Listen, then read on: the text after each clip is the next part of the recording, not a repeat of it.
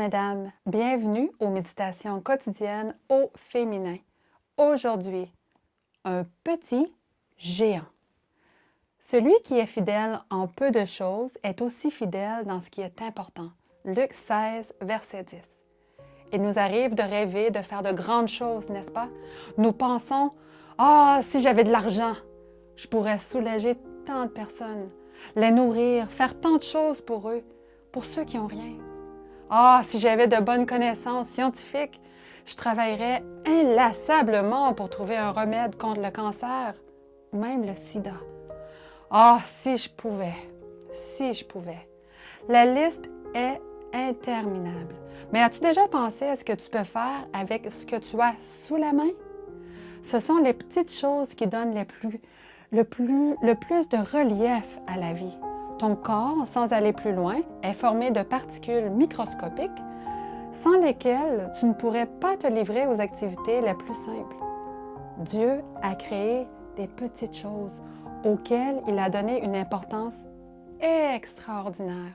Il aurait pu les créer plus grandes, mais il savait que nous aurions à tirer de grandes leçons des éléments les plus petits et apparemment les plus insignifiants. L'ingénieur français Gustave Eiffel projeta la construction d'une tour à Paris pour l'exposition de 1889. Pour mener à bien un projet d'une telle envergure, il fallut 6300 tonnes de fer. Imagine la quantité de boulons, d'écrous, de rivets nécessaires pour terminer le monument. As-tu une idée des petits éléments qu'elle contient et sans lesquels la tour Eiffel n'aurait jamais été construite? Dieu, le maître, ingénieur, veut faire de ta vie une belle tour, à la fois si belle et grandiose, où toi-même et ceux qui t'entourent peuvent trouver le calme, la paix et beaucoup d'amour. La tour Eiffel et des escaliers, des ascenseurs, des terrasses, elle a tout cela, des terrasses d'observation, des restaurants, une station météorologique même, une station de radio, une antenne de télévision et un petit appartement que Gustave Eiffel se fit aménager à son sommet.